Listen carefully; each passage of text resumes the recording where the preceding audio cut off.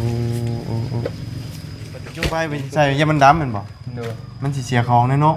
เฮ็ดงามบ่งามมันจูไฟใช่เนาะโดยก็เพราะว่าทั้งเทิงมันก็หัวอยู่แล้วเนาะโดยบัดนี้สิเฮ็ดเป็นเฮือนนอนบัดนี้โดยกระถือคือกันได้นี่มันงามเลยเนาะดีนอนสบายใช่มั้ย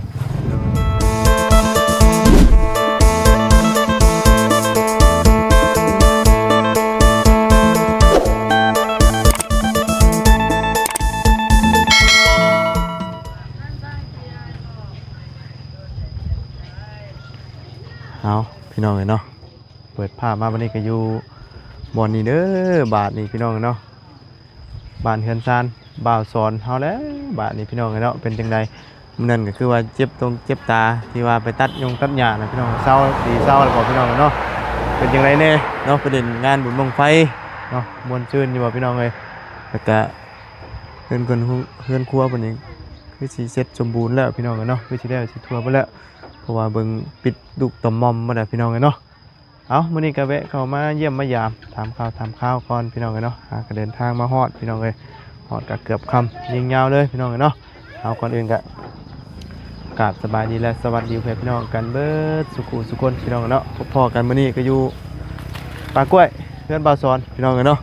มาเยี่ยมยามถามข่าวพี่น้องเนาะดินนี่เพิ่นเอามาจังเด้เนาะกองอายะอยู่นี่พี่น้องเนาะเป็นจังไดบ่ได้มาหลายมื้อเติบได้นี่พี่น้องเนาะไปซะพี่น้องเป็นจังไดช่วงนี้ก็คือสิสะดวกสบายอยู่ดอกเนาะเพราะว่ามีน้ำมีในน่ะพี่น้องเนาะเพราะว่าบ่ได้ไปตักไก่ได้ช่วงนี้เนาะไปจังไดก็ทำข้าวนั่นกันพี่น้องไปต้มมาบัดนี้คือว่าใหม่เบิดต้นกล้วยเราบัดนี้เนาะโอ้โตมาตัดปึ้มเนาะนี่โอ้ยเสียดายกล้วยเด้เนาะโอ้เฮ็ดได้หมากมันอันเป็นในนี่บัดนี้เขาถิ่มได้บ่นี่ได้เอาบอลนี่สรุปแล้วเฮ็ดบอลจูดขี้เหงื่อได้บ่นี่บ่ได้เฮ็ดของน้ำเลยบ่มีเงิน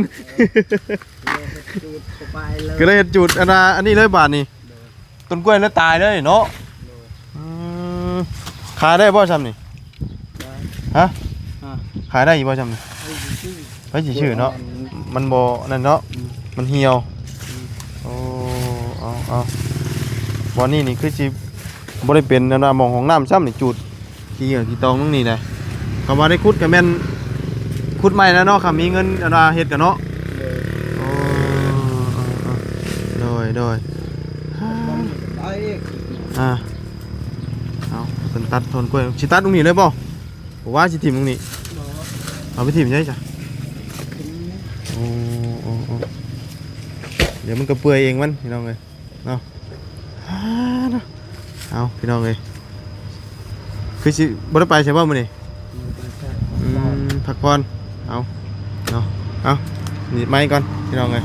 บ่ได้พอเราจะโดนรอได้นี่เนาะรอได้นี่รอละฮะขี้ลายตื้มเป็นได้ก่อนขี้ลายตื้ม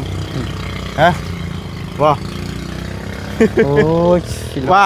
อาบน้ำก็ได้อาบน้ำมันปลาเลยยังรอแล้ววันนี้เพราะบ่ได้อาบคือกันอาบกลางคืนตอนเว้นบ่ได้อาบบ่อายเขาเป็นได้ใดแบบคนผ่านไปผ่านมาอายบ่อาบในตอนคืนเอาตอนเช้าเป็นบ่ได้อาบนี่เนาะโดยโอ้สบายดีเด้อทั้งน้องชอนเฮาเนาะโดยสบายดีปลาลุงเอาเนาะบ่ได้พ้อกันโดนนานเติบแล้วเฮาโดยโอ้ตอนคืนนี่แม่นอาบอยู่นี้โดยตอนเช้านี่แม่นบ่กล้าอาบบ่บ่กล้าอาบอายเขาเอาเฮาก็ใส่ชงกันนั่นอยู่เป็นยังน่ะโอ้ยว่าอายเขาบ่กล้าอาบน้ำนี่น้องเนาะมันต้องมีห้องน้ำบังเนาะโดยคำว่ามองนี่เป็นห้องน้ำกับเหมาะคือว่าเนี่ยเนาะแต่ว่าบ่มีงบไปต่อเนาะก็ได้แต่อาบน้ำอยู่นี่ตอนคืนเนาะโดยแห้งคักบ่น้ำแห้งคักอยู่ลองดูยังไม่ได้เห็นที่เตือเปิดป้าต้องคือแห้งครับแห้งคักอีเนาะบ่ได้ต่อไปใช่ป่ะมีแต่อยู่นี่ป่ะ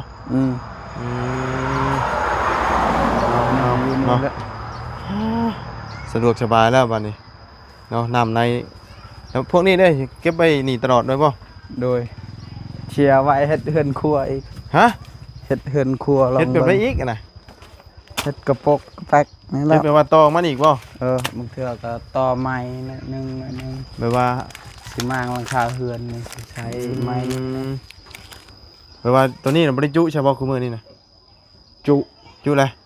จุยัง จุไฟน่ะ ยัง ยังบ่ บ่ได้เฮ็ดเฮือนครัวเฮ็ดเฮือนนอน เฮ็ดเฮือนนอนเฉยบัดนี้ เออ เบิ่งดูค่ะเปิดกระเบิ่งดูเจ้านอนอยู่นี่บ่ โดย ใช่พี่น้องเอ้ยให้ว่าพอจะนอนซะ พอเคยนอนอยู่ตารางนี่เราเอามันฮ้อน เราได้นอนกลางนี้เลย เอ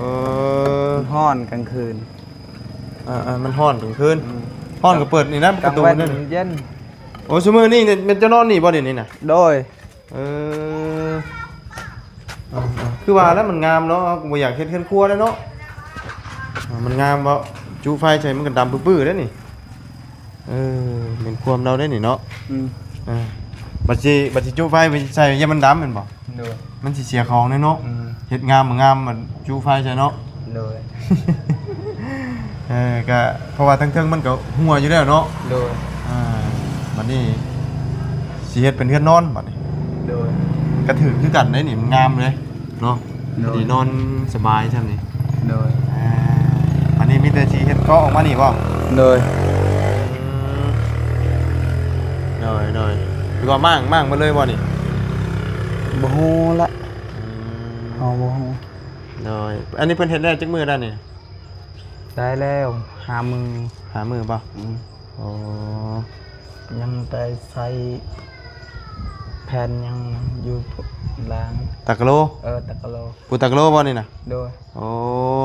ยังบ่ได้ ถ้าปูตักโลแล้วก็บ่ได้เฮ็ดเฮือนครัวคือจะเว้าได้เนาะ มันมีแต่เฮือนนอนเด้เนาะ โดย มีเฮือนนอนแล้วบัดเดียวมากแล้วบัดเอาเนาะที่แรกว่าจะเป็นเฮือนครัวบัดนี้พอเฮ็ดมันงามเนี่ยบ่อยากจูไฟใจให้เป็นเฮือนบัด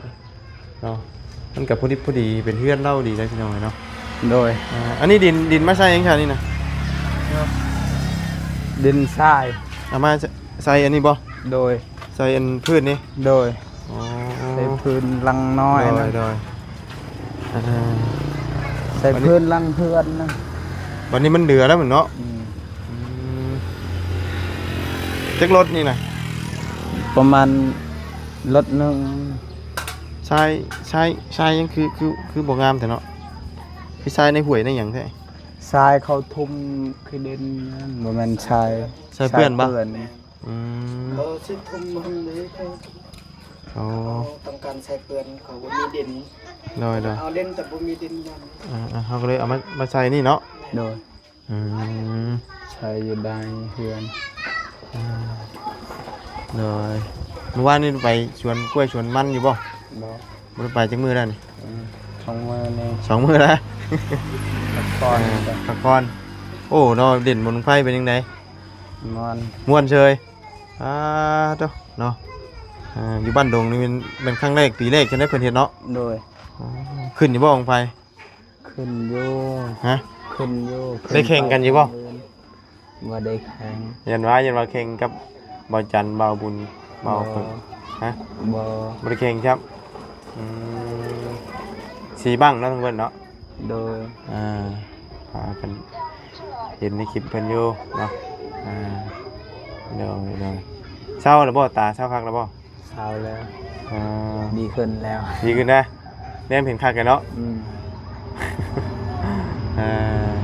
เจ็บแต่มือทำอิดเหรอวะว่าเมื่อนั้นมันเป็นมือทำอิดเนาะเลยเจ็บแน่บาจันเพิ่นเมื่อแต่หึงนะบ่ พี่นี่เราเมื่อกี้นี่ช่วงประมาณจังโมง ประมาณ3 โมง 3 โมงนี่คือ3 โมงแม่นบ่โดยมื้อใดเรามาบัดนี้เนาะ2-3 มื้อแน่เนาะเพราะว่า 2 มื้อ3 มื้อ วันนี้วันที่9เอาพี่น้องเอ้ยสรุปแล้วมองนั่นก็สิเฮ็ดห้องนอนเนาะ โดย คำต่อนี่สิต่อไม่ใช่ว่าชอน บ่ฮู้ ฮะ บ่ฮู้จักสิต่ออีสายก็บ่มีเงินสิต่อ แต่ว่าค่ำคืนนี่สิเอาออกมานี่บ่ โดย ชั่วโมงนี้หนึ่งอยู่นี่เนาะแม่นบ่ชั่วโมงนี้พะยังหนึ่งอยู่นี่เฮ็ดกินอยู่นี่บ่ โดย โอ้หนึ่งข้าวหนึ่งน้ำเฮ็ดกินอยู่นี้เครื่องครัวแล้วกันอันนี้น้ำต้มต้มน้ำกินบ่ โดยพอเฮาต้มกิน ต้มน้ำประปานี่เหรอวะ โดย โอ้บ่ได้ว่าเอาน้ำนั่นกินในที่มันเพราะว่าน้ำประปาเขาต้มกินมันสิสะอาดกว่าเนาะ โดย สะอาดกว่าน้ำตัวนั้นอีกมันก็สิบ่ขุ่นปานใด โดย ไม่ตอกขอบตาเลี้ยงมาหันเบิดเนาะอันนี่กันเย็นเด้นี่นอนตอนนั้นมันเช้าเวลาฝนตกนี่เย็นปะนอนอยู่ไหนฮะ เปียก เปียกหมองเด้น่ะ เปียก บ่อันห้องอันเฮ็ดใหม่นะมันพระเขาบ่ บ่หากก็นอนมื้อนี้เพิ่น ฮะ มันตกมันย่อยมาก หากนอนจักมื้อแล้วนี่น่ะ นี่นะ อ่ะ เมื่อคืนนี่ เมื่อคืนนี่ นี่มัน โอ้ มันเปียกแล้วมันตกมากก็คือ โอ้ เบิ่งมันหัวมันบ่นี่มัน ฝน มันออกไป ตกมานี่ สักกะสีอยู่เทิงหั่นเลยมันไล่มาพี่ แม่นแล้วเพราะว่ามันบ่ได้เฮ็ดอันนั้นเด้เอาบ่ได้เฮ็ดติดเข้ากับฝาแต่ว่าสินอนดีๆมันก็ต้องบ้างตัวนี้ออกแล้วก็ใส่อันน่ะสังกะสีน่ะตอกใส่กระแป้นเนาะมันจัง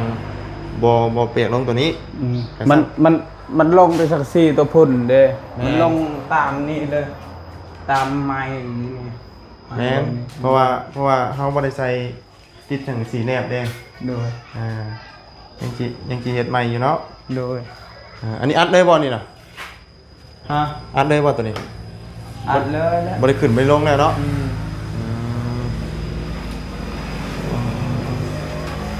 โดย ประตูนี่ก็ดอนแล้วประตูเฮ็ดเอง ไผเฮ็ดน่ะ พอ บ่ อืม อืมโอ้นี่ถือว่าเอาขึ้นสูงเติบเนาะพื้นเนาะ โดย ขึ้นสูงดิจนว่าฮอตพี่หน่อยเอาตอนคืนมันฮ้อนก็เปิดบ่ได้นำประตูเนาะ อืม เปิดบัดนี้แต่ว่ายังบ่ได้เอาเสื้อเอาหยังลงมานอน มีแต่เอาสาดลงมานอนอย่างเดียว ฮ้อนนอนอยู่เถิงอยู่นี่ก็ฮ้อนแต่ ฮะ เปิดหมดประตูนี่มันบ่ได้ฮ้อนปานนั้น อืม แดดแห้ง เลยมันแดดช่องได้ยามแรง โดย นี่ฮ้อนก็ออกมาอาบน้ำเนี่ยตอนคืนสบายดอกมันมีผู้สาวผ่านดอก แต่ว่าตอนเว้นตอนเช้านี่สาวผ่านนะเนาะใส่แต่กางเกงในโชว์แล้วเป็นหยัง อยากเบ่ เอ้ย เอาไปอาบน้ำอยู่ห้วย เออเดี๋ยวเวลาซักผ้าซักแพร่ก็ต้องไปซักอยู่ห้วยอีกเก่าได้เนาะ สักอยู่ห้วยแน่สักอยู่นี่แน่ เพราะว่าซักอยู่ห้วยมันก็ หนู ฮะ หนูนี่ หนูบ่ เออ เอ้าเล่งหนูจักมื้อนี้เอาออกมาดูว่ะแม่นบ่ มันนี่ มีจิโกะบ่ โอ้ย เอาเด็กหนูแท้ๆมื้อนี้ อ้าว ไปแล้วผู้ตกตุ้ยแล้วผู้เด็กหนูพี่น้องกันมื้อนี้เนาะชื่อรถพายักถึกเนาะเอาเฮือนงามเนาะเอิ้นเฮือนเลยกันพี่น้องกันบัดนี้บ่แม่นเฮือนครัวแล้วบัดนี้ โดย ตัดสินใจเป็นเฮือนนอนน่ะเนาะ โดย อืม มือจักมือยังมือ เราลงตำลังนี่เราสิใส่หลังคาอีก ฮะ หลังคาเฮือนนะ เฮือนใหญ่นี่ มั่ มั่งเลยบ่ มา มั่งหมดเลย โดยมังใส่แต่หลังคาก่อน แต่ว่าอันตัวนี้ยังบ่มี โดย โอ้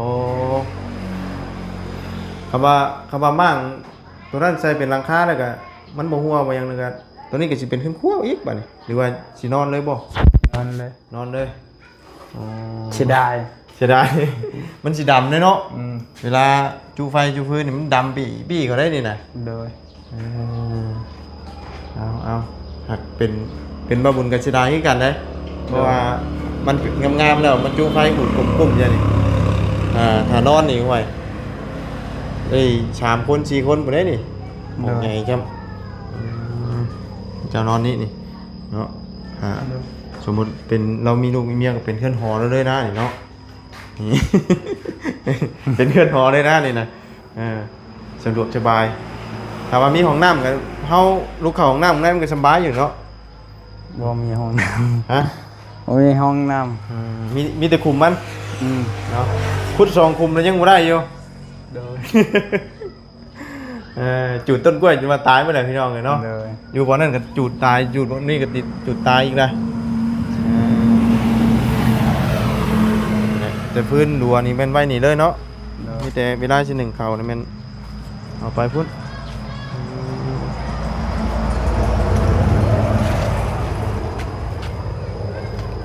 งามเสยเนาะ แทนจะให้จุดไฟมันเสียดายเด้ ฮะ เสียดายเด้บ่จุดใช้ไฟ มันสิเล่แม่นบ่ อืม มันสิเล่ มันดำหมด มันดำเนาะ บ่ได้งาม อืมก็เลยเลือกจุหมองนอกคืออยู่นอกคือเก่า โดย โดยเอาเนาะต้องรู้จักย่านมันดำหน่อยเลยเอาเป็นหมองนอนงามให้ทั้งพอเจ้าไปใช้ชิมือนี่ บ่ฮู้ ฮะ บ่ฮู้ เราบอยู่ ยันเราไปสวนมัน ชวนมันบ่ อืม อันไปอันว่าชมเลี้ยวขักแล้วบ่มัน ยัง ยังบ่ ห่างกันแล้วหักชาแต่ตัดแต่ยากล้วย ตัดหญ้ากล้วยหญ้ากล้วยนี่ต้องตัดแบบนี้เนาะเฮาบ่ตัดนี่มันบ่งามบ่หญ้ากล้วยนี่ก็ ขี้ลายแหละคือคนคือกันมันหักสามสิงามเลย มันขี้ได้หมูงามเนาะหมามันก็บ่ตึง มากมันรีบตลอด เออ ไพ่ชื่อๆเว้นนี่ขายเขาบ่เอาอีกแล้วแหละ โลเท่าไหร่แล้วตอนนี้มันขึ้นเลยนะบ่ โลละพันคือเก้าโลพันเอ็ด ขึ้นร้อยเดียว ขึ้นกิบหนึ่ง กีบนึงโพดโพเนาะมีแต่แนวลงทั้งนั้นเลยบ่ว่ามันบ่ว่ากล้วยเนาะปีนี้ โดย ลงหมดเลยราคาตกต่ำจังได๋ซะเนาะมันหลายโพด จักเสร็จได้ จักสิขายให้ไผเนาะ โดย เอาอันนี้กันเป็นข้าวนึ่งน้ำครับเป็นสะดวกสบายเลยพี่น้องอันนี้ใส่น้ำต่อไปใช่ไหม ใส่น้ำแต่เฮือนเอื้อยนะ เอามาใส่บ่ เอาไปใส่ซุมปูนนะ ช่วงอันว่าคนประชุมปูนนี่บ่ โดย นะแต่ไม่นั่นเนี่ยเก็บไว้ โดย ตัวใดที่มันใช้ได้เนาะ โดย แต่ว่าผมคิดเราก็อยากต่อเป็นเทือนครัวอีกเหรอเนาะ โดย เพื่อตัวนี้สิได้นอนมันยังบ่ได้บ่ดำคิดไว้ซื่อๆแต่ถ้ามีเงินก็ได้เฮ็ดบ่มีเงินก็บ่ได้เฮ็ดเนาะ โดย จุหนึ่งหันก็ได้ เพราะว่ามันก็ไม่ยากหนึ่งหันกันเนาะ โดย มันก็สะดวกสบายอยู่ โดย มันก็บควันเขาคือตัวนี้เลยมันโบราณปานใดหรอก โดย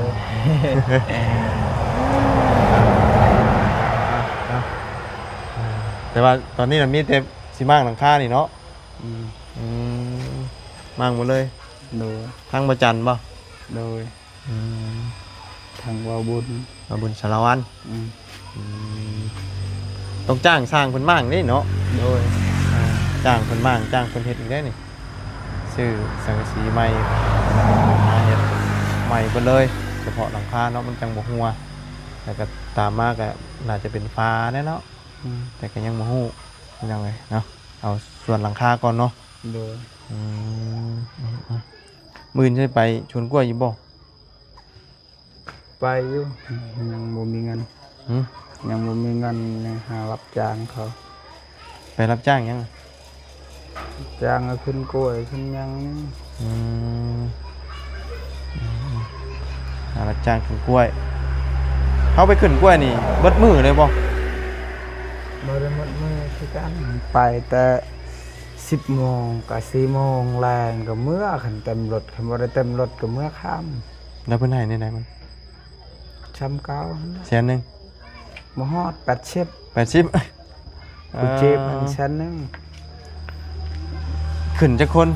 แบบเทื่อหนึง 7 คน 7คนรถชำไรรถนี่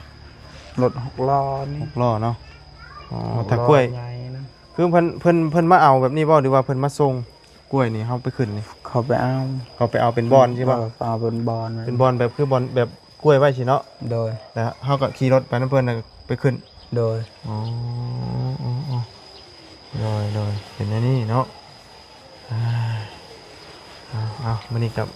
มาฮอดกินนี่ว่าบุญก็ได้ขอมาเยี่ยมยามถามข่าวเนาะและทางเราจันเป็นมาเป็นถึงดำเนินการที่ต่อเนาะและดีมุกดีใจน้ำได้ส่วนหลังคาเพิ่มเติมอีกเนาะไปซะมาบุญกับวิยังฝากมีแต่ขนมมาแล้วพอได้กินแก้เมื่อยเด้อ เราต้องพักยังก็ได้ นะ เราต้องพักยังก็ได้ พอได้กินแก้เมื่อยแล้วเนาะ โดย หมูมีเฮงเป็นทุบต้นกล้วยนะ โดย เนาะช่วงนี้เรากำลังทุบต้นกล้วยอยู่ต้นไหนมันตายใช้รถเราต่ำแล้ว นักมวยได้นี่นะ ว้าวมันนักมวย โมเมนบ่ เมนดีๆว่าเจ้าอยากท่าตีมวยนะ บอ ฮะ บอหยอกซื่อๆ ยกชื่อว่าโอ้การตีมวยถึงมันโมเมนเรื่องง่ายเลย โดย มันต้องฝึกฝนข้างในเลยนักมวยเพิ่นเตะบาดเดียวล้มตุ่มเลยน่ะต่อยท้องมาแล้วขี่แตกขามือพุ่นแล้วไปซะเนาะมาช้อนไปพุ่นละเนาะเนี่ยเนาะปูนเดือสอบหนึงเนาะ โดย นี่ของอยู่เฮ็ดอยู่เฮ็ดกินแล้วนี่ โดย ปกอันหนึงหมออันหนึง โดย มาอันนี้ป้าไปชี้เลยบ่อันนี้น่ะ โดย ยังสิมีเราเฮ็ดต่ออยู่เนาะ ยังเพื่อที่เขามีเงินสมทบเขาสิเทพื้นนี่ โอ้เทเพื่อนนี่บ่ เงินยังบ่พอ โดย เงินสมทบ แต่เปลี่ยนทางชี้ก็บ่ฮู้ว่าได้นี่ขาดไปแล้วเนาะ โดย โดยไปขนมมันเนาะกินพอมีเฮงกัน ให้ค่อยเมาแล้วเนี่ย ฮะ ให้ค่อยเมาแล้วกระจายจะละลาย เลยกินขนมแล้วพอมีเฮงพี่น้องเอ้ยมีเฮงแบกต้นกล้วยแบกมะกล้วยเนาะ โดย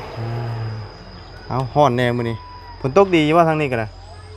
บ่ได้ตก อ๋อทางมาน่ะเฮงเลย โดย ที่นี่คือสิตกกันเนาะบ่ตกที่นี่พี่น้องเอ้ยมืดเบิดเลยเมื่อกี้นี่มาแล้วแบบมาแดดเปรี้ยงมาอีกเลยไปสบายชอนไปป้าได้ไหม โดย โดย สบายดี โดยเนาะมาหอดมาถึงก็ไม่เยี่ยมมายามทำข้าวนะพี่น้องเอ้ยเดี๋ยวพ่อกันไปเขาเนาะ โดย พ่อกันลายมืออีกแล้ว โดย ไปพี่น้องไปแล้วเด้อเนาะไปสาวพี่น้องเนาะมีแต่ลำลาไปเชียงชำนีเด้อสาวพี่น้องพบเจอกันใหม่เนาะก็แวะมาเยี่ยมยามทำข้าวทั้งทั้งสอนเนาะเจ็บตายังกะเศร้าแล้วพี่น้องเลยเนาะเพื่อนครัวเราก็ถือว่าเป็นเพื่อนนอนบัดนี้เนาะเสียดายเราอ่ะยังมันเด๋มันดำ เกินงามหรือไฟอยากจุไฟใช่เราอ่ะเนาะไปสาวพี่น้องสำหรับคลิปนี้ก็ลำลาเลยเด้อพบเจอกันใหม่ขอบคุณพี่น้อง FC เด้อที่ติดตามนะครับชมคอยให้กำลังใจด้วยตลอดมาว่าจะเดินทางไปใส่มาใส่เนาะพบเจอกันใหม่พี่น้องเลยเนาะไปแล้วพี่น้องสบายดีไป